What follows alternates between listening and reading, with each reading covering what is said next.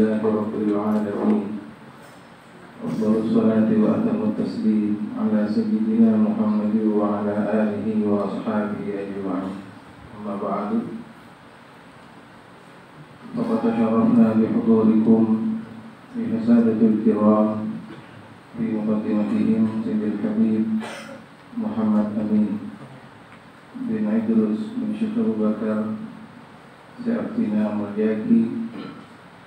Alhamdulillah sore hari semakin kulaban sambian saja atau syukur kepada Allah Subhanahu wa taala kita sekalian kerabuan beliau Sayyidul Habib Muhammad Amin dan sejajar para habaib sekalian.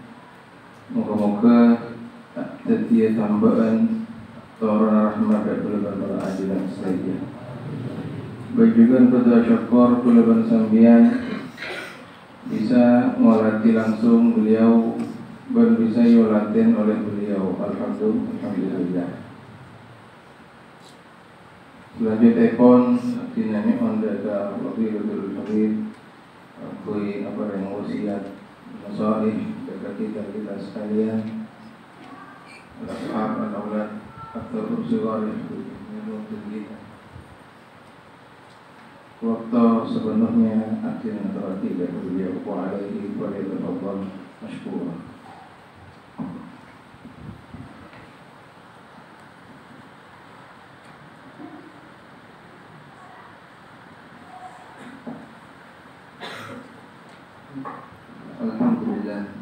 Alhamdulillah alladzi ja'alana wa iyyakum minal mutahabbin fillah mutazawirin fillah muta'akhin fillah.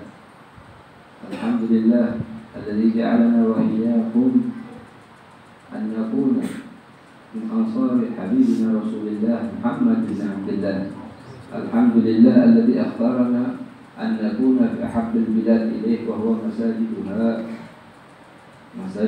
ta'ala min ahabbil bilad ila Allah subhanahu wa ta'ala. Wassalatu wassalamu ala sayyidina wa nabiyyina wa habibina wa syafi'ina Rasulillah Muhammad bin Abdullah wa ala alihi wa ashabihi wa man walah, amma ba'd. Ma'asyarah hadirin rahimakumullah, khususan para murid-murid yang dimuliakan oleh Allah subhanahu wa ta'ala.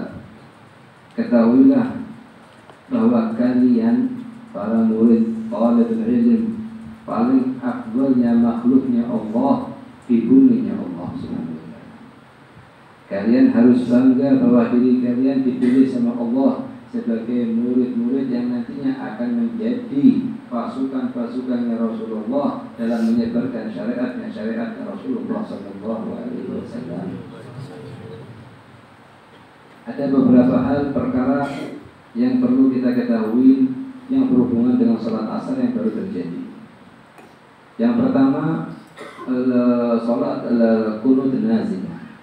Jadi setelah kita ketahui sebagaimana kalian pelajari dalam kitab-kitab fikih bahwa qunut itu dibagi menjadi dua. Yang pertama qunut nazilah, yang kedua namanya qunut ratibah. Qunut ratibah itu ada pada salat subuh dan ada pada salat witir di pertengahan di bulan Ramadan. Dari mulai tanggal 16 Ramadan di akhir salat witir kita qunut. Itu namanya qunut ratibah. Begitu juga di salat subuh. Kita qunut setiap hari, Allahumma hdina liman hadait wa afina liman atait. Itu adalah qunut ratibah. Yang kedua adalah qunut nazilah. Qunut nazilah ini adalah qunut yang kita kerjakan semata-mata untuk minta sama Allah agar seluruh berbala musibah yang turun di negara-negara umat Islam itu diangkat sama Allah Subhanahu wa taala. Kapan disunahkannya qunut ratibah ini? Pada semua salat selain salat subuh, zuhur, asar, maghrib, isya. Cuman ada yang salafus saleh di kota Tarim Hadramut, mereka itu kebanyakan membaca qunut nazilah pada dua jenis salat, yaitu salat subuh sama salat isya. Sama salat asar sama salat isya. Qunut nazilah. Kalau qunut ratibah di salat subuh. Itu masalah pertama. Apa bedanya antara qunut ratibah dengan qunut nazilah?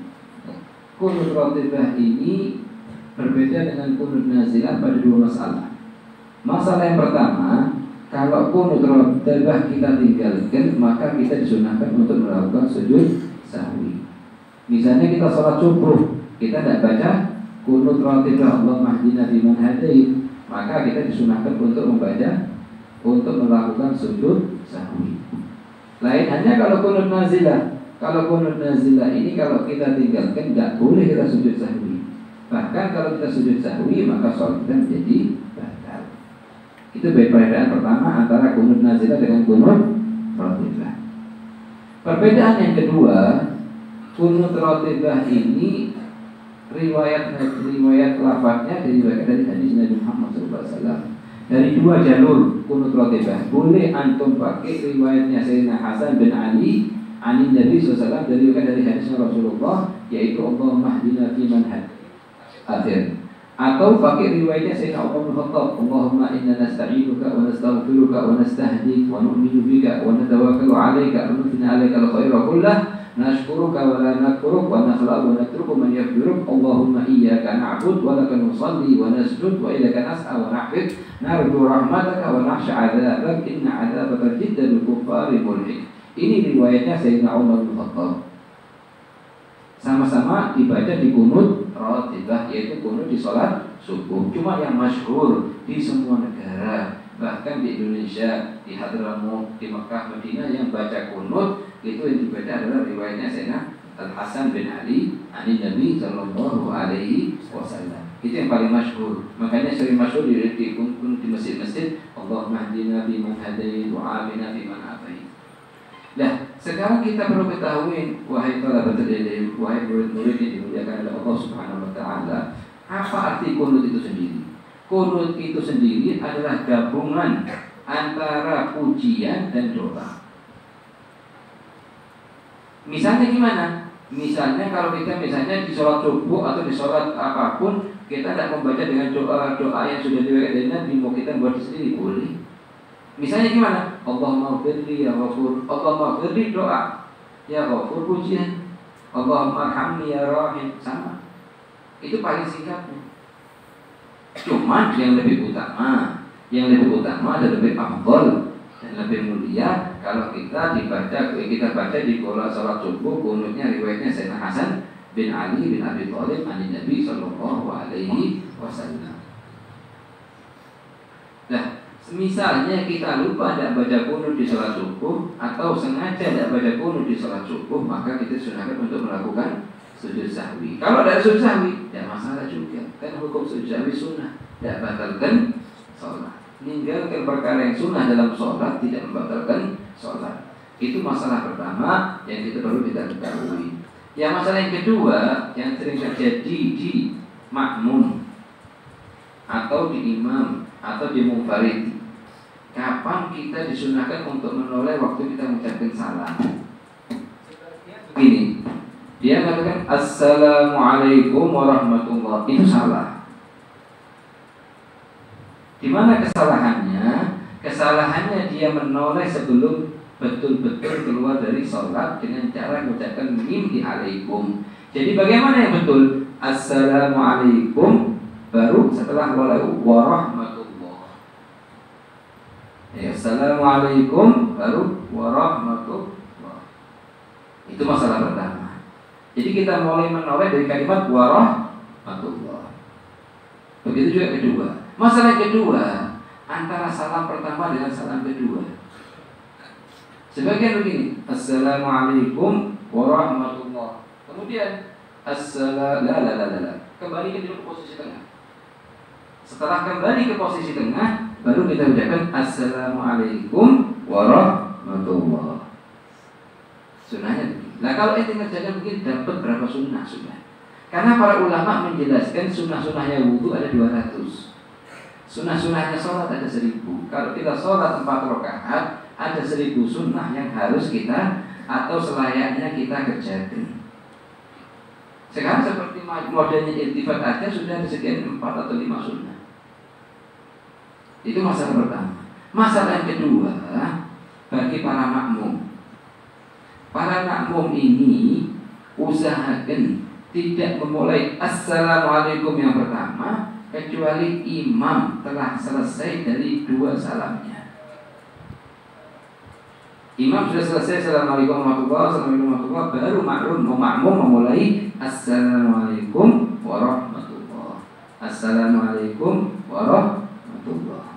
Kenapa? Karena kalau sebelum selesainya imam mengerjakan salam kedua atau salam pertama, itu akan menyebabkan antara batalnya sholat kalau sebelum selesai salam pertama, atau haramnya perbuatan dia sebelum selesai salam kedua.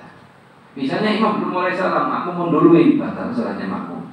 Kalau dikerjakan dalam keadaan tahu hukum amidan, sengaja, aliman tahu hukum. Tapi kalau tidak tahu hukum dan sengaja, tidak batal sholatnya, cuma sunnah.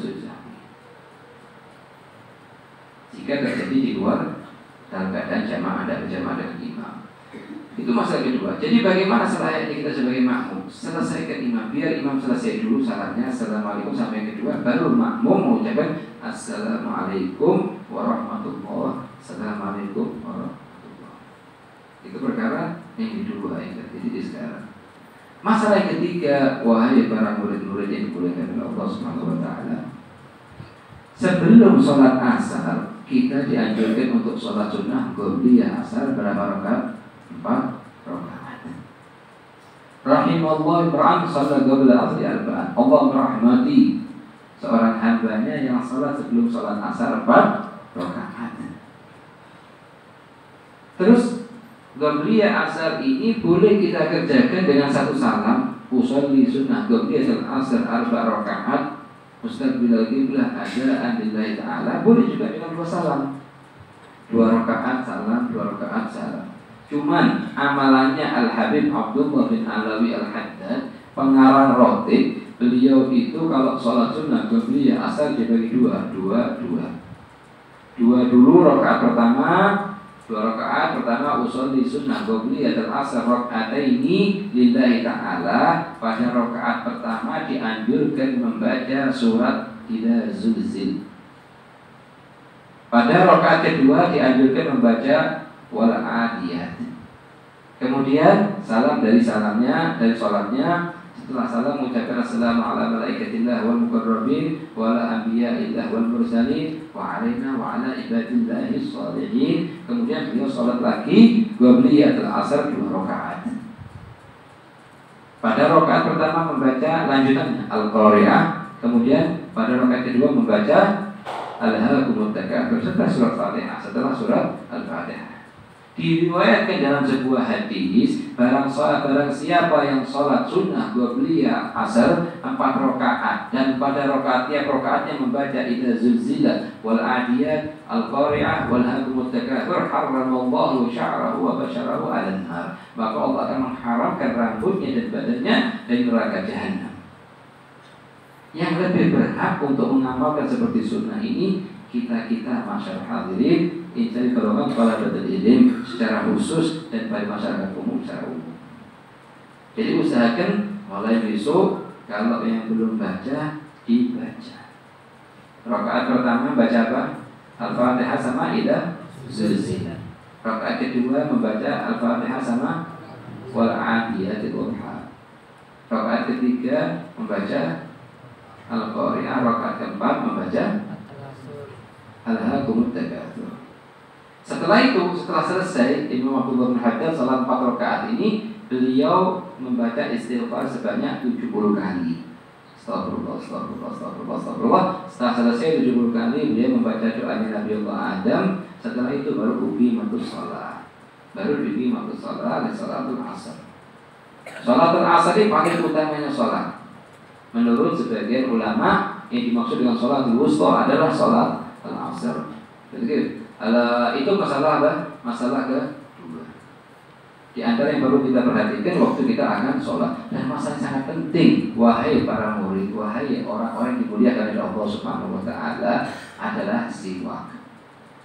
Usahakan kita sebagai murid jangan sampai lupa ketika akan sholat pakai siwak. Karena pakai siwak lebih afdal daripada 70 sholat tanpa siwak. Kalau kita misalnya kamu bisa tidak sholat asar 70 kali? Tidak mampu. 3 kali, 4 kali sudah terasa capek. Bagaimana kalau disuruh sholat 70 kali? Lah kalau misalnya saya tidak punya siwak yang ma'ruf seperti ini, jadi boleh pakai siwak apapun. Tidak ada siwak ujungnya baju ini boleh dipakai jadi siwak.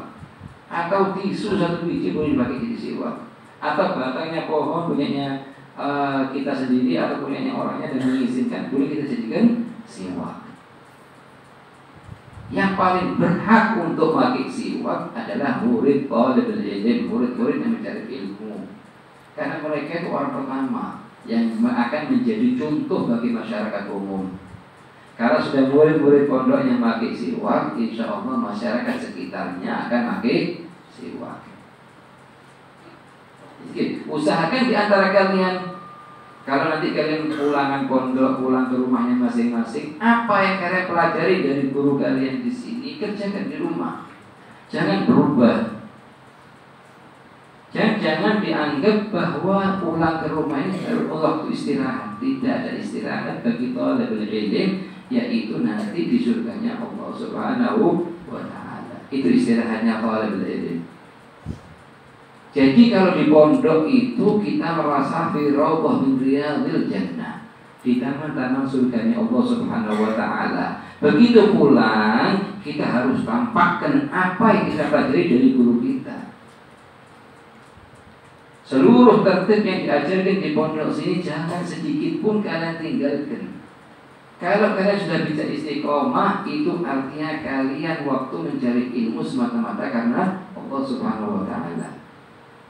Katanya Imam Abdul Wahhab Asy-Sya'rani rahimahullah, min a'zam ni'amillahi ta'ala alayya, di antara nikmat-nikmat yang paling besar kepada Allah Subhanahu wa taala kepadaku, talabi bil ilmi li naf'i nafsi.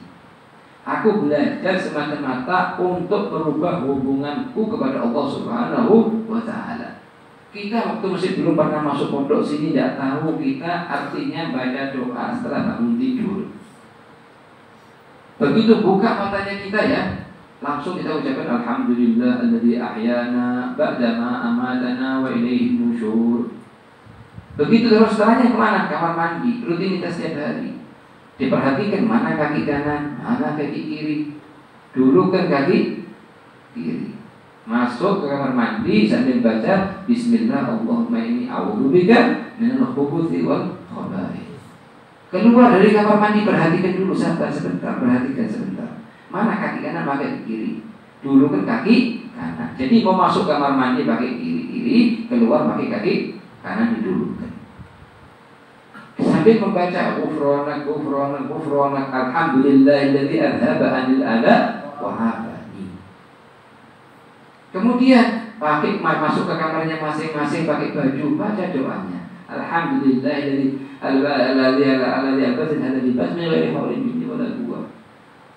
Kemudian kita punya minyak wangi, kita pakai baca doa. Bismillah Allahumma la aisha illa aishul akhirah. Kemudian keluar dari kamarnya mau masuk ke masjid sini pakai sandal. Di mana sandalnya? Depan. Gimana cara pakai sandal? Sandal kaki kanan dulu dipakai, kemudian kaki kiri. Kemudian masuk ke masjid. Ini masjid. Musola. Masuk wakaf belum. Nah, kalau misalnya masuk masjid, kita tambah nadar. Nadar tu an a'takifa fi hadzal masjid, misalnya kalau ini masjid atau musola, kalau sudah diwakafkan baru sah untuk wakaf. Kalau belum. Fa muddat iqamati fi lillahi ta'ala. Kemudian salat sunat tahiyat masjid dan lain-lain. Dari mulai inti bangun tidur itu beda sudah murid pondok dengan anak umum di luar. Apa bedanya mereka? Anak pondok mengerjakan sunnahnya Rasulullah SAW. Karena mereka dididik oleh guru-guru mereka untuk mengamalkan hal-hal tersebut. Begitu kita pulang, setiap kalian ini pulang ke rumahnya masing-masing, tunjukkan apa yang kalian pelajari di pondoknya kalian. Ajak saudaranya kalian, ada adiknya kalian, orang tuanya kalian. Baca doanya bangun tidur, baca doanya masuk kamar mandi, baca doanya keluar kamar mandi. Itu semua perihal ajarkan kepada keluarga kita di rumahnya masing-masing. Kalian ini setiap hari begitu duduk sama gurunya kalian, ngumpulkan cahaya. cahayanya ilmu, cahayanya zikir, cahayanya sholat, cahayanya majlis taklim. Lah, kumpulan cahaya tersebut jangan sampai kita matikan bidulmatil maksiat, dengan kegelapan maksiat. Waktu kita pulang dari pondok, terus ada film kita mau nonton, tidak. Kenapa? Saya sudah dipenuhi hati saya oleh guru-guru saya dengan cahayanya ilmu. Tidak mau saya, tidak ridho hatinya saya digelapkan lagi dengan kabul-mabul maksiat. Pernah suatu hari Imam Syafi'i berjalan tidak sengaja, ngelihat tumitnya perempuan di jalan, tidak sengaja kebuka dengan sendirinya, kelihatan tumitnya kakinya perempuan ajnabi yang sedang jalan. Kemudian Imam Syafi'i ngadu kepada gurunya, syakautu ila waqi'i su'ahibli wa arsyadani ila tarkil ma'asi. Fa'inal ilma nur wa nurullah la yu'tali ma'asi. Nah ini kalau Imam Syafi'i melihat tumitnya, bagaimana kalau melihat setubuh penuh? Dan kita sebagai murid kita harus merasa bangga. Kita harus merasa bangga atas cahaya yang kita terima dari guru-guru kita di pondok, kita teruskan dan kita ajarkan kepada keluarga kita di rumah. Jangan dianggap suatu kesalahan besar kalau murid merasa waktunya pulang ke rumah, waktunya istirahat. Tidak ada istirahat bagi thalibul ilmi. Seorang murid ini bisa berhasil kalau sudah dia usaha dengan seluruh usahanya, dia mampu, kemudian didukung dengan semangatnya orang tua dan ditambah dengan semangatnya guru. Kalau sudah 3 golongan ini semangat, insya Allah murid itu akan jadi cahaya di daerahnya masing-masing, akan naungin masyarakatnya masing-masing. Tapi seperti yang bilang tadi, jangan kita belajar di pondok hanya keluar untuk jadi ulama. Kalau gitu nanti ambisinya kita hanya numpuk ilmu tapi nggak mau ngamalkan. Seperti katanya Imam Abdul Wahab Sya'rani, min a'zami 'amalillahi ta'ala 'alayya talabul ilmi li naf'i nafsi. Termasuk nikmat Allah yang paling besar bagiku, waktu aku belajar ini tujuanku belajar hanya semata-mata untuk memberikan manfaat kepada diriku sendiri, bukan untuk jadi ulama, bukan untuk numpuk ilmu. Sebab kalau kita belajar tujuannya kita hanya numpuk ilmu, sama ibaratnya kita mau ke Pasuruan atau mau ke Surabaya. Tujuannya kita Surabaya dan Pasuruan, dan memang kita wajib kita nyari mobil untuk kita tumpangi. Orang yang belajar ingin hanya numpuk ilmu tapi tidak mau untuk mengamalkan ilmu yang dia ketahui, sama kayak dia waktu mau ke Pasuruan, begitu duduk di mobil, mobilnya tidak dihidupkan. Duduk di mobil, bertahun-tahun ya di mobilnya situ di depan rumahnya. Tapi murid yang tujuannya bermasuk pondok, nyari berkatnya para ulama di pondok tersebut, nyari berkatnya cahayanya ilmu yang bisa masukkan ke hatinya dia begitu naik mobil langsung dihidupkan. Meskipun jalannya pelan-pelan tapi sampai ke Pasuruan, sampai ke Surabaya, sampai ke Jakarta.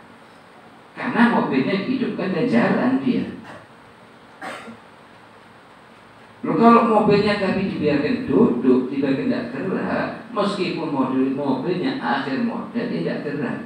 Artinya apa? Meskipun ilmunya kayak lautan, kalau tidak diamalkan, tidak bisa nyampein dirinya kepada Allah Subhanahu wa Ta'ala. Kenikmatan yang paling besar, kalian harus syukur sama Allah Subhanahu wa Ta'ala. Juga yang paling penting, kunci keberhasilan seorang murid ini harus hormat kepada gurunya. Kunci yang paling penting. Nabi Allah Musa begitu mau minta izin kepada Sayyidina Khidir alaihissalam untuk jadi muridnya, izin dulu. Apakah kamu kasih izin saya menjadi muridmu, belajar kepada kamu?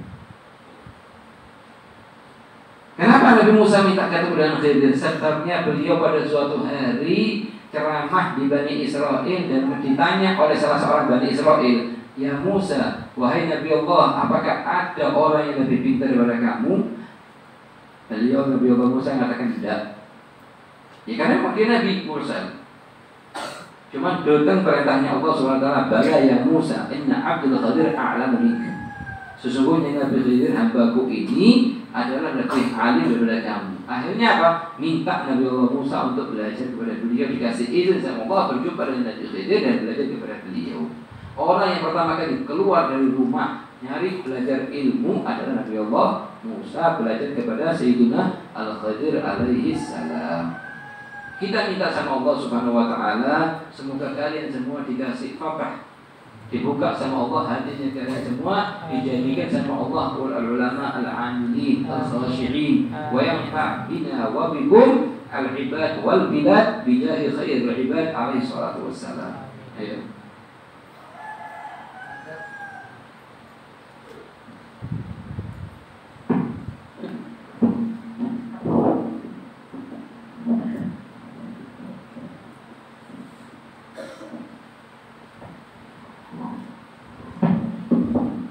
Adab-adab seorang murid terhadap gurunya. Ini paling penting. Imam Ahmad bin Hanbal, Imam Ahlus Sunnah wal Jamaah. Imam Ahmad bin Hanbal ini pemimpin Ahlus Sunnah wal Jamaah. Kalau datang ke gurunya, dan gurunya belum ngasih izin untuk duduk, tidak duduk. Pernah suatu hari Imam Ahmad bin Hanbal datang ke gurunya dari mulai setelah sholat subuh, dengarkan pelajarannya gurunya, dan tidak duduk oleh gurunya sampai azan zuhur, berdiri tegak. Imam Ahmad bin Hanbal. Siapa Imam Ahmad bin Hanbal ini? 1 juta hadis di kepalanya dihafal. Bukan 10, 20, 100, 200, 1 juta hadis. Datang suatu hari ke gurunya dan gurunya belum ngasih izin untuk duduk, tidak duduk di Imam Hanbal, tetap berdiri sama temannya sampai azan zuhur, dari mulai isyarat sampai azan zuhur berdiri sambil dengar hadis. Saking hormatnya kenapa? Kepada gurunya radhiyallahu anhu wa radhiyallahu. Yang pertama, memandang sang guru dengan penuh kehormatan. Penuh kehormatan. Jangan sekali-kali kita memandang basyariah. Barang siapa memandang basyariah, hujibatil khususiyah. Setiap manusia masyarakat hadirin punya basyariah, punya khususiyah. Basyariah itu apa artinya? Makan, minum, gerak, ketawa, marah, senyum. Itu basyariah. Khususiyah, Allah milih dia sebagai pendidik dari hamba-hambanya. Kalau sudah mandangnya kita kepada guru kita sebagaimana mandangnya Sayyidina Abu Bakar Siddiq kepada Rasulullah, maka akan jadi maqam siddiqiyah. Maka kalian akan jadi wali Allah SWT. Tapi kalau sudah mandangnya kita nasallallahu alaihi kepada guru kita sebagaimana mandangnya kufar Quraisy, Abi Jahal dan lain-lain kepada Rasulullah, ini hanya anaknya perempuan Mekah. Muhammad ini hanya anak perempuan di Mekah, kan tak begitu. Tak gitu itu dari kambing dikeringkan. Nah kalau sudah mandangnya kayak gitu, tidak ada manfaatnya. Plus kita duduk depannya orang soleh, depannya orang alim. Mau duduk depannya kutub sekaligus tidak bisa dapat manfaatnya. Kalau sudah mandangnya mandang basyariah. Tapi kita usahakan setiap kali mandang, kita mandang khususnya. Ini orang dipilih hamba Allah, dijadikan orang yang sebagai pendidik hamba-hambanya yang lain. Selalu dalam amal ketaatan, selalu dalam amal keibadah. Ini lebih afdal daripada anak. Anak minta sama Allah SWT supaya dikasih keberkahan beliau. Imam Ahmad bin Hanbal ini setiap hari beliau sebelum keluar dari rumahnya sedekah. Ya Allah, saya sedekah ini, saya minta kepada kamu ya Allah, tutuplah basyariahnya guruku dan tampakkan kepada kekhususiannya. Setiap hari beliau sedekah. Makanya jadi Imam Ahmad bin Hanbal, jadi Imam Ahlus Sunnah wal Jamaah. Begitu meninggal, itu Imam Ahmad bin Hanbal dari dibawa jenazahnya dan melewati sebuah kampung, hampir 70.000 orang Yahudi masuk Islam mandang jenazahnya. Bukan mandang orangnya, mandang jenazahnya. Berkatnya apa? Berkatnya dia termasuk golongan pemimpin-pemimpin umat Islam. Dari mana dia dapat? Ta'zimnya dia kepada guru-gurunya. Imam Habib Ahmad bin Zaid al-Habsyi, tilmidnya Imam Haddad. Beliau kalau datang ke Imam Haddad, ini muterin rumahnya Imam Haddad 7 kali, tawaf. Katanya, untuk apa mereka lakukan ini? Ta'zimnya ke gurunya, sampai ke titik tersebut. Kita tidak sakit tersebut, kita usahakan hati kita selalu hormat sebagaimana kepala kita juga hormat. Sebab kalau kita hatinya kepala kita nunduk tapi hatinya kita gerak, itu tidak manfaat sama sekali, katanya Habib Muhammad bin Tahir Al-Haddad. Tidak ada manfaatnya. Kita kalau adatnya kita hanya di kepala dan badan, tapi hatinya kita tidak nunduk. Itu yang pertama ya. Meyakini kesempurnaannya. Meyakini kesempurnaan gurunya.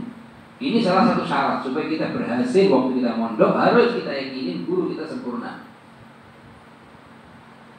Kalau masih enggak ya gurunya kita gini, lau begini, itu anak murid tidak bakal berhasil.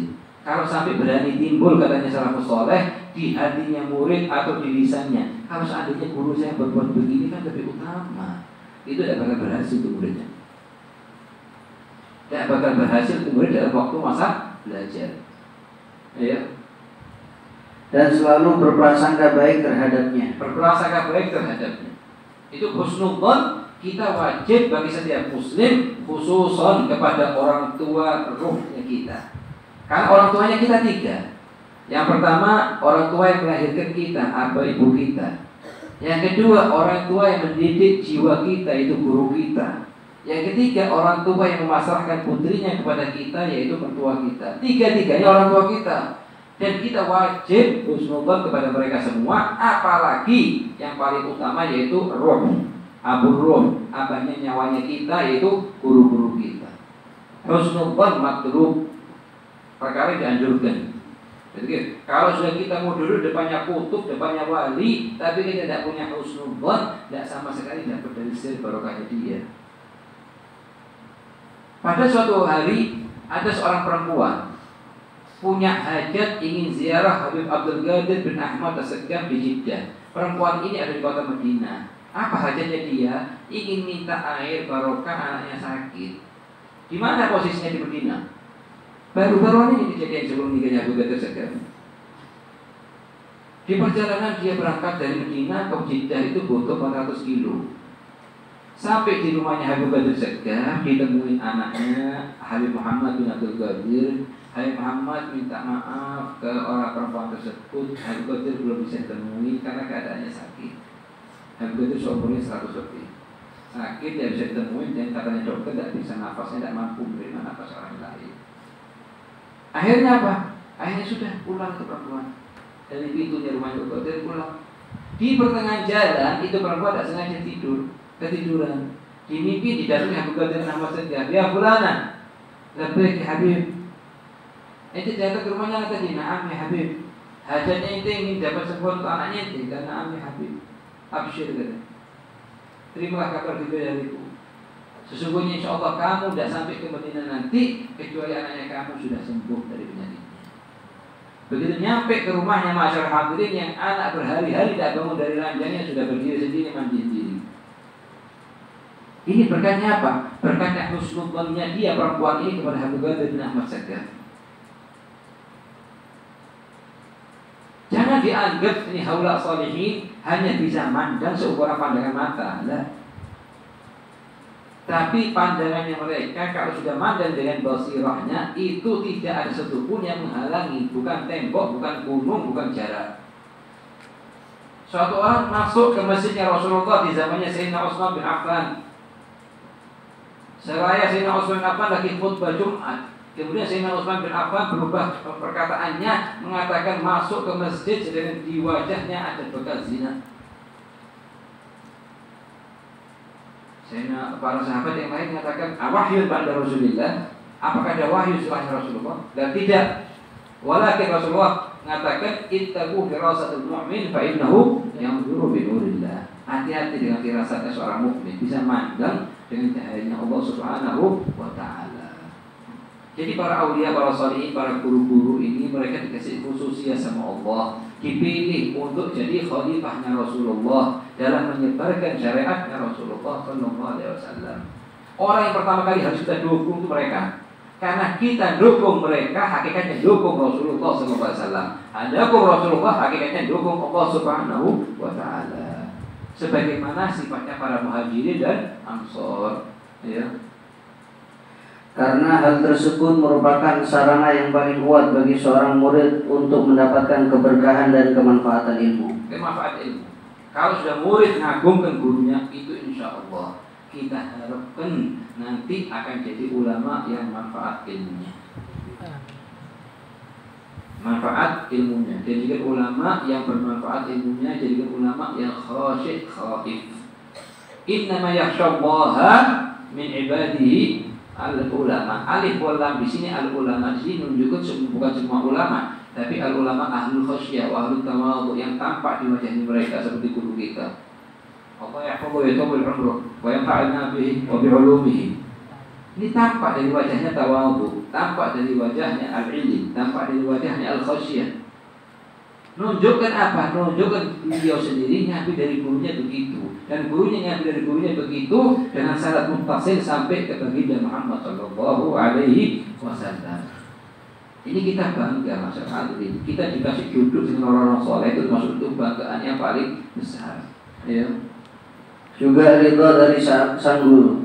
Selalu minta ridhonya sang guru. Kita selalu dianjurkan untuk minta ridhonya 3. Orang tua, guru kita, mertua kita. Karena 3-3 ini orang tua bagi kita. Kita datangin ke orang tua kita yang 1 dan 3. Kita minta kepada dia untuk ucapkan kepada kita, Allahumma innahu balaghani an nabiyyika Muhammadin sallallahu alaihi wasallam annahu qala ridallah fi ridal walidain fa inni ushiduka ya rabbi annani qad raditu li waladi fulan ibn fulan farda anhu. Fa'innaka qulta wa qawluka al-haq fi kitabika al-munzal ala lisan nabiyyika mursal ud'uni astajib lakum faqad da'una fastajib lana kama wa'adtana innaka ala kulli syai'in qadir. Kalau gurunya kita sudah mengucapkan kalimat itu kepada kita, atau orang tuanya kita kepada kita, insya Allah kita selamat dunia akhirat. Selamat dunia akhirat. Saya wasiatkan kepada kalian semua, jangan lupa, jangan lepas untuk nyium tangannya mereka dan untuk nyium kakinya mereka. Pulang ke rumahnya masing-masing, cium tangan ibunya kalian, cium kakinya kalian mereka ini, kakinya mereka, tangannya mereka cium. Al-jannah tahta aqdamin, tahta aqdamil ummahat. Jadi bukan ke teman kita, wala ke tetangga kita, ke guru kita, dan kepada orang tua kita. Jangan putus untuk ta'zim mereka. Kalau kalian agungkan orang tua kalian, insya Allah anaknya akan bakti kepada kalian sebagaimana kalian bakti kepada orang tua kalian. Ayo. Yang kedua, membaca doa berikut ini ketika akan menghadiri majelis yang diadakan oleh gurunya, yaitu Allahumma astur anni aiba muallimi. Allahumma astur aiba muallimi. Ya Allah, tutupkanlah seluruh kekurangan guruku. Minta sama Allah Subhanahu wa taala. Sebab agar apa? Kalau sudah tutup kekurangannya, yang akan tampak adalah keutamaannya. Dari sini kita mendapatkan barokah mereka.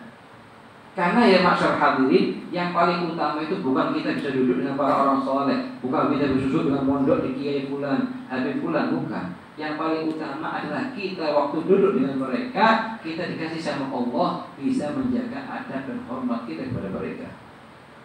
Laisa syan kullu syan anta tajlis baina yaday salihin, walakin asyan kullu syan anna Allah yarzuqaka wa yajlus ma'ahum wa yarzuqaka al-adab ma'ahum. Ya. Hatta la taqa 'aini lahu 'ala naqisah. Ala naqisah. Jangan sampai ya Rabb tampakkan mataku ini atas kekurangan-kekurangan yang tampak dari guruku. Begitu juga kita diwajibkan ta'zim kepada guru, kita diwajibkan juga ta'zim kepada keluarganya guru. Kita diwajibkan ta'zim pada guru, iya, syarat keberhasilannya kita. Sama kayak satu orang katakan saya cinta kepada Nabi Muhammad tapi saya musuh pada keluarganya, tidak ada bedanya. Sama kayak musuh dengan Nabi Muhammad. Saya cinta kepada Nabi Muhammad tapi saya benci kepada keturunannya, ya sama kayak benci kepada Nabi Muhammad. Masallah ya. Ya kalau kita katakan saya cinta kepada guru saya tapi saya tidak senang kepada istrinya, anaknya, tidak cinta sama sekali keguruan Anda. Dan tidak mungkin keluar bagi berhasil nampak dunia akhirat, ilmunya tidak bakal berhasil. Jangan coba-coba, kalau mau coba dicoba. Contohnya sebelum kita ini sudah miliaran, bukan 1-2 murid. Yang kurang hormat sama dari gurunya, keluar dan manfaat ilmunya. Kita guru kita ini rahmat. Mereka itu meskipun murid kelihatan kurang hormat, ini mereka maafkan mereka. Hatinya mereka ini sebagaimana sir hati Nabi Muhammad, Allahumma ighfir li qaumi fa innahum la ya'lamun. Guru-guru kita seperti Abdul Haula Syuyukh, guru kita ini, mereka hatinya gitu. Allahumma ighfir li tullabi fa innahum la ya'lamun. Begitu ya. Wala tuballighani dzalika anhu ahadun. Ya. Jangan sampai ya Rob kamu utus satu orang bicarakan tentang kekurangan guruku di depanku. Jangan sampai ya Rob. Itu termasuk musibah ya. Datang satu orang duduk sama inti ngabarkan kekurangan guru inti gini. Itu musibah, itu penyakit, itu utusannya iblis. Jangan didengarkan, jangan direken. Kalau kepingin berhasil, sebab masyarakat hadirin, masyarakat betul ini, kalian ini belajar dengan batasan waktu tertentu. Tidak mau dulu sini 40 tahun kalian. Mungkin ada yang 5 tahun, ada yang 6 tahun niatnya, ada yang 10 tahun. Tergantung. Nah setelah itu akan keluar, usahakan ini kesempatan terakhir kalian. Kalau kalian berhasil dalam belajar ini, seluruh anak keturunan kalian yang sekarang di punggungnya kalian masing-masing ini akan berhasil semua. Sebab kalau sudah kalian tidak berhasil sekarang ini, nasallallahu alaihi, semua anak keturunan tidak berhasil. So katanya Al-Habib Zain Habibullah, kalau satu orang sudah ngagungkan ulama, kalau dia tidak jadi ulama, akan ada dari anak turunannya meskipun yang keempat atau yang kelima yang jadi ulama. Padahal mungkin ada di antara abal-abalnya kalian ini yang dulu hormat kepada ulama, kepada kiai Habaib, dikasih sama Allah anaknya jadi kalian dipilih jadi untuk jadi ulama. Balasannya yang mereka amalkan ini. Wa kana abuhuma shalihah. Ini Abu Humma ini katanya ulama ahli tafsir, itu bukan abahnya langsung, tapi jad yang ketujuh, kakek yang ketujuh dari jalur ibu, termasuk orang yang soleh. Makanya diperintahkan Nabi Mursal dan wali untuk menjaga harta karunnya mereka. Diperintahkan Nabi Musa dan Khidir untuk betul ke tembok karena di bawahnya ada kanis. Dan kanis ini punyanya seorang anak yang dulunya kakeknya orang soleh. Gitu. Jadi kalau kita belajar perhatikan dan kesian diri kalian sendiri. Kalau saya katakan kepada diri kalian, kalau saya tidak berhasil di belajar masa muda ini, jangan harap ada keberhasilan abadi nanti. Ini kesempatan terakhir bagi saya. Harus saya berhasil, harus sabar. Modalnya seorang murid di pondok yang perlu dibawa dari rumahnya sekian ton, yaitu sabar. Kalau sudah modalnya sabar, akan jadi imam nanti, pemimpin nanti. Wa ja'alna minhum a'immatan yahduna bi amrina lamma sabaru. Sabar dia di permulaannya, belajar capek, tidak mau melawan dirinya, buat kopi, buat bikin sekiranya tidak ngantuk, mutola'ah roja. Yang paling penting ya bagi murid ini jangan sampai senang ngobrol. Perhatikan 5 menit bagi saya ini besar artinya. 10 menit besar bagi saya. Antara mutola'ah, muraja'ah, koreksi lagi, apa yang perlu dibacain lagi, taklim untuk maghrib dibaca dari mulai pagi, siang dibacain. Ada apalah-apalah yang diwajibkan oleh guru kita amalkan, kita hafalkan. Jangan dibuang 5 menit atau 10 menit untuk ngobrol. Kalau sudah kelihatan murid pondok senang ngobrol, itu sudah kita buatkan akad takziah. Sudah tidak bakal berhasil. Kalau sudah kesenangan ngobrol, itu nanti waktunya akan habis dengan kosong. Keluar dari pondok, murid-murid yang lain berhasil semuanya, pintar-pintar semuanya, yang banyak ngobrol tidak apa-apa. Kesian orang tua yang jauh dari kalian, kesian waktunya kalian, kesian umurnya kalian. Berapa dikeluarkan dari harta, berapa dikeluarkan dari umur. Yang perlu kita senangkan siapa? Orang tua kita, apa umi kita. Bagaimana kita keluar dari pondok jadi qurratul ain bagi mereka. Jadi anak yang bakti dibanggakan sama uminya. Oh, sebelum masuk pondok dulu tidak pernah sholat duha. Begitu pulang dari pondok selalu istiqomah sholat duha. Bangga orang tuanya. Oh, sebelum masuk pondok tadi tidak pernah kerjakan gobliyah dan ba'diyah. Setelah pulang dari pondok selalu kerjakan gobliyah dan ba'diyah. Bangga orang tuanya. Yang kumpulan sebelum buka pulang di pondok kan kurang bakti ke orang tua, kurang taklim kepada orang tua. Setelah pulang dari pondok tidak pernah sholat subuh dan sholat asar kecuali setelah sholat salaman sama kaki dan tangannya ke kedua orang tuanya. Cium tangannya abahnya kalian itu, cium kakinya ibunya kalian. Loh, boleh nyium kaki, yang tidak boleh mengatakan tidak boleh hanya iblis. Karena tidak kepingin karena jadi yang bakti. Abu Hurairah, sahabat Abu Hurairah itu tidak keluar setiap hari dari rumahnya kecuali setelah nyium tangan ibunya sama nyium kakinya ibunya baru keluar. Minta setiap hari, ya Allah, ya ibu, anak minta ridhonya kamu, ya apa minta ridhonya kamu. Senangkan hatinya orang tuanya kamu. Tujuannya kalian masuk pondok itu bagaimana tahu bakti kepada orang tua, bagaimana tahu bakti kepada Rasulullah, bagaimana tahu bakti kepada Allah Subhanahu wa Ta'ala. Pulang dari pondok beda dengan sebelum dari pondok. Jadi apa di surganya Allah, di taman-taman surganya Allah di sini, kita bawa juga di mana? Di rumahnya kita masing-masing. Tampakkan. Ada adik kalian, saudara kalian yang baca doa tanum ajari. Yang tidak mereka ada sholat duha, ada sholat duha. Antara maghrib sama isya, waktu yang sangat fadilah, gunakan baca hizib Quran. Setelah itu baca ilmu yang kalian baca di pondok, ajarkan kepada saudara-saudara kalian. Bukan mustahil, bukan pulang itu untuk istirahat. Bukan pulang itu untuk katanya sebagian orang tua kadang, oh saya kesian ini anak saya baru pulang pondok. Kesian. Kenapa emangnya di pondok? Ya diazab emang di pondok. Dipukulin di pondok. Di pondok itu artinya di taman-tamannya surga. Kalau sudah pulang ke rumah, ima taman-taman surga atau hukro min hukarinar.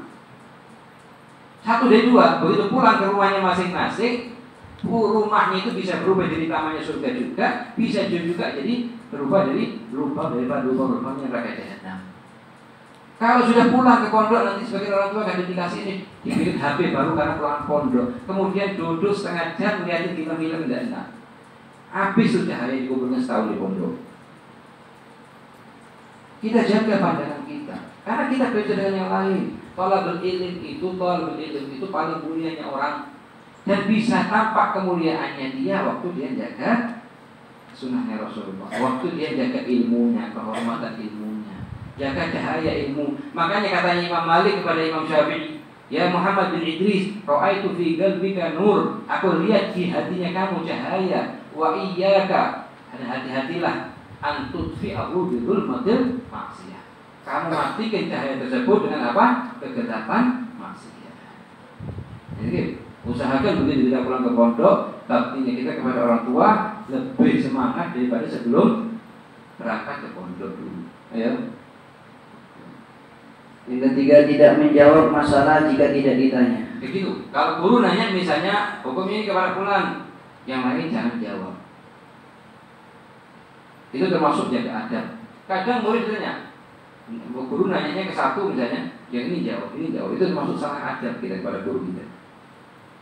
Kalaupun mau jawab izin dan ditanya dan tahu jawabannya ingin menyenangkan hatinya guru, izin dulu.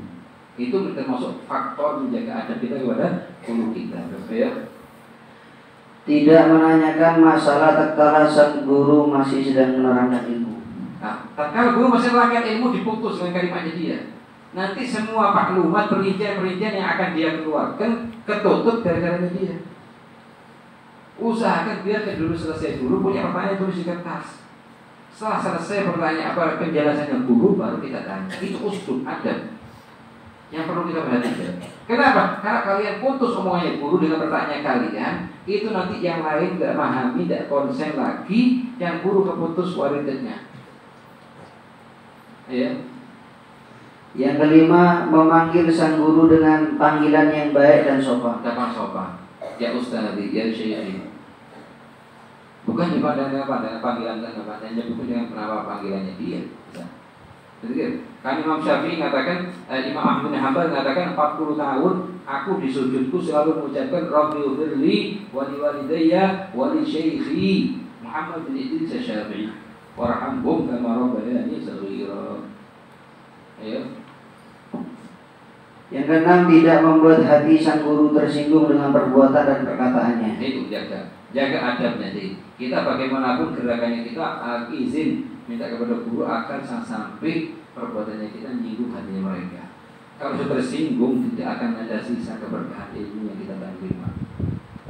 Duduk dengan para ulama ini lebih sulit daripada duduk dengan para salatin. Kalau katanya ulama, kalau inti mau masuk ke para pejabat, jaga lisannya. Tapi kalau mau masuk kepada para solihin, para ulama, jaga hatinya. Begitu ya. Al-Imam Al-Habib Abdullah bin Al-Haddad berkata, "Adarru syai'in 'alal murid taghayyur qalbi syekh alaih." Jadi buat hatinya gurunya sedih. Itu paling bahaya bagi seorang murid dalam masa belajarnya dia. Kalau sudah gurunya bisa tersinggung dengan tingkahnya dia, itu jangan harap ilmunya bisa berkah. Makanya paling sulitnya kata yang Abdul Haddad, adarru syai', paling bahayanya ya.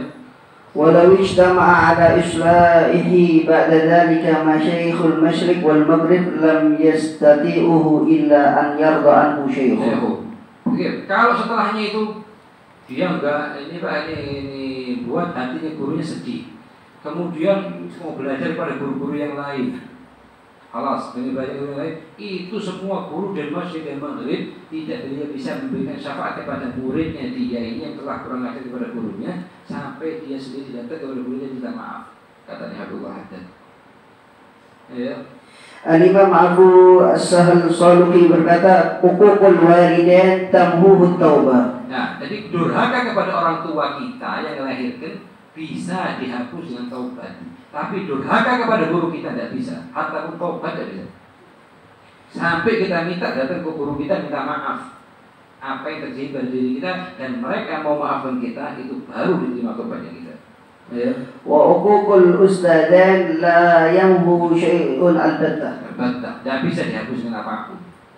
Makanya kita jaga hormat yang kita jaga meskipun kita tidak harus banyak ilmu, tapi minta sama Allah apa yang kita pelajari dari guru kita ini berkah. Ilmunya kita berkah, hartanya kita berkah, umurnya kita berkah. Waj'alni mubarakan ainama kuntu. Ya. Yang ketujuh, tidak berbicara dengan orang lain tatkala sang guru sedang berbicara. Sedangkan guru kerjakan lagi jabarkan masalah, ini ngobrol sama itu, ini ngobrol sama itu. Itu satu kesalahan besar. Ini terjadi di majalis ilmu. Selama guru kita bicara dengan, karena caranya katanya Habib Salim Syatiri, majalis rijal ini satu bicara yang lain dengarkan. Kalau majalis nisa semuanya bicara, tembok dengarkan. Kalau perempuan gitu kan, kumpul itu 15 orang semuanya bicara. Yang dengar kan sama tembok, sama pintu-pintu, lampu-lampu dengarkan. Kalau majalis katanya pernah suatu hari kumpul di depannya Habib Salim Syatiri. Majelis di depannya Habib Salim Syatiri, ini bicara, ini bicara, ini bicara.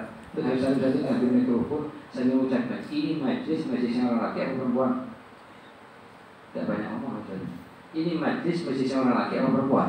Kalau majelisnya orang laki artinya satu bicara lain dengarkan. Kalau majelisnya perempuan semua bicara yang dengarkan dan bohong. Ya.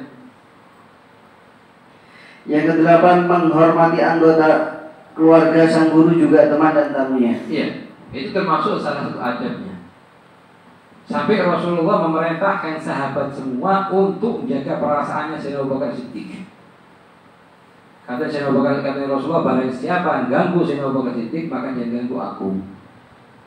Barang siapa menyenangkan hatinya Abu Bakar Siddiq, kenapa? Karena Sayyidina Abu Bakar Siddiq yang berjuang pertama kali sama Rasulullah, yang ngasihkan hartanya ke Rasulullah, yang ngasihkan seluruh keluarganya ke Rasulullah, nyawanya ke Rasulullah SAW. Jadi kalau ada tamunya guru, ada keluarganya guru, aku mungkin akan datang balasannya Allah hal yang sama kepada kalian setelah kalian jadi ulama nanti. Kita minta sama Allah SWT semua yang hadir di sini jadi ulama al-khashi'in, al-khaifin, yang fa'bihul ibad wal bilad. Ini dia yang ibad.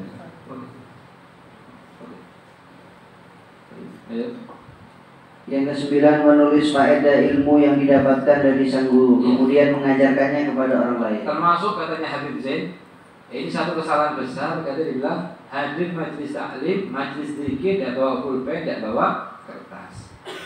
Orang yang hadir majlis taklim katanya Habib Zain tidak bawa kertas sama pulpen, itu kayak hadir medan peperangan tidak bawa pedang. Apalagi kalau tidak ada kertas sama pulpen, tidak ada kitab yang dia baca itu ada hadir di bawah, atau paling tidaknya ditulis. Sekarang faedah pertama, faedah kedua, faedah ketiga semuanya kapan bisa hafal? Kadang kita hafal sekarang, besok pagi sudah sisa 40%. Seminggu lagi sisa 5%. Sebulan lagi mungkin habis.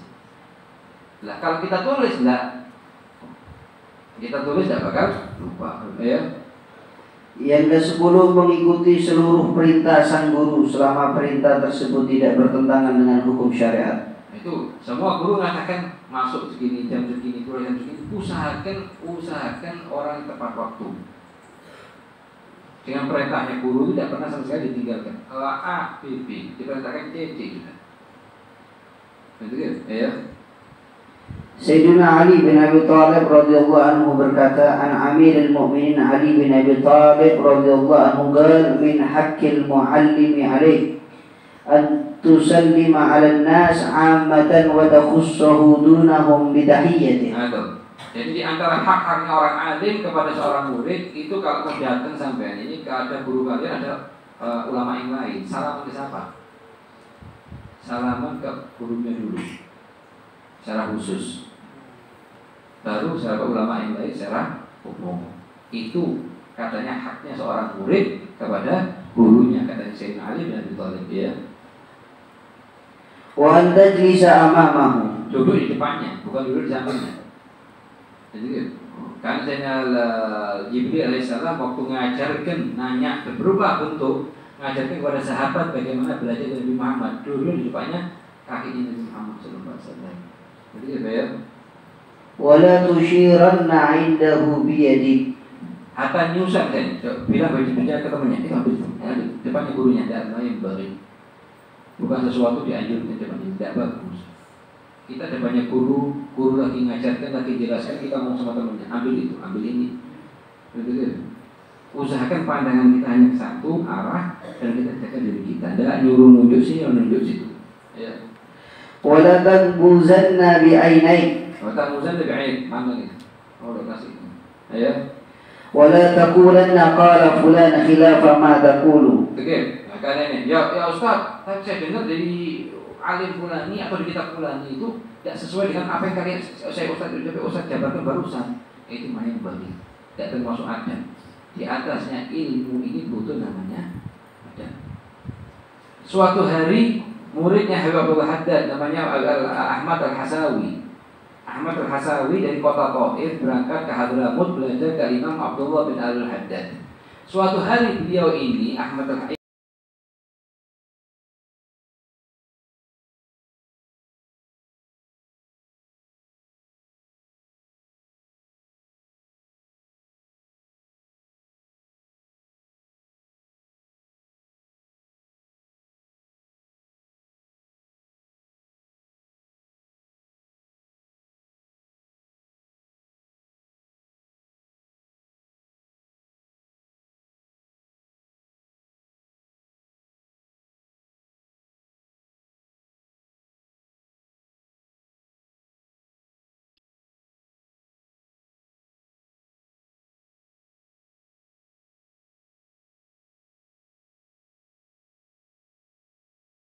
Mahduan, naam. Ditanya dia apa sesuatu sama dia, naam ditanya apa? Ditanya maknanya kemiskinan ya Rasulullah, ta'awud, minta perlindungan dari kemiskinan tersebut. Kemudian dia jawab apa? Ana jawab ya sini sebagaimana dengar dari antum. Enggak, kata Wahadat, la, bukan kayak gini caranya. Kalau ditanya lain kali bilang Allah wa Rasuluhu a'lam tsumma antum. Meskipun inti punya jawaban sudah dengar dari anak dan jawabannya inti betul, selalu ucapkan hal tersebut. Akhirnya apa? Izin minta ziarah lagi ke Habib Ahmad bin Rahidwan, dikasih izin sama Bakar berangkat ziarah lagi. Begitu ziarah ditanya hal yang sama sama Habib Ahmad bin Rahidwan. Ya Syekh Ahmad Al-Hasawi, kalau ya Sayyidi, kalau maknanya al-faqr da'wat bihi Nabi SAW. Apa artinya kemiskinan yang ta'awud Islam tak perlindungan disebut? Dan Allah wa Rasul alam summa antum. Ya, jadi Allah dan sebut lagi namanya. Apa jawabannya? Huwa kal alim ya sih, kan huwa khauful faqr.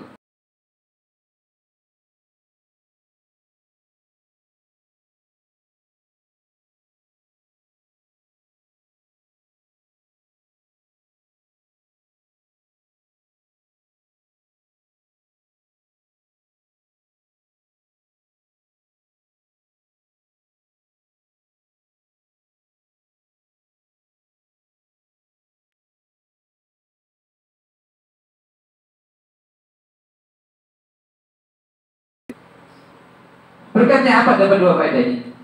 Dari adanya dia Syekh Ahmad Al-Hasawi kepada Habib Ahmad bin Umar Al-Hindua. Begitu pulang ke Habibullah Haddad, langsung Habibullah Haddad ini ngatakan tanya lagi, ditanya. Apa jawabannya Allah Taala itu bagus. Apa kata dia? Kau berbagai dapat faedah baru ini. Kalau tadi dia bicara dapat faedah baru. Jadi apa ya? Wala katabanna indahu ahadan. Jangan ngerasani orang di depannya gurunya. Itu maksud adabnya kita sebagai murid kepada guru. Nasallahu alaihi taufiq. Allah ja'alna wa iyyakum minal muta'affin fillah, muta'akhirin fillah, mutasabirin fillah, wa ja'alna wa iyyakum minal ulama'il aminin wa du'atan nasihin wa yanfa' bina wa bikum al-ibad wal bilad wa jumna wa iyyakum khairal inayah min khairil ibad wa yaftah 'alaina wa 'alaikum futuhal arifin wa yafaqihna fid din wa yu'allimna ta'wil wa ja'alna wa iyyakum nasir syari'at Rasulillah sayyidil anbiya wal mursalin ala hadin ya Allah yahfaz jami' kullu kita insyaallah tawil umur wa yasah afa wa dikasih panjang umur sehat afiat dikasih keberkahan ilmunya dia kepada kita jadi ulama yang bakti kepada guru-guru murid yang bakti kepada guru-guru kita di dunia berbarzakh bil akhirah ala hadin ya kullu salihah jami'a syamila li khairin wal akhirah wa ila ya salli wa sallim daiman abada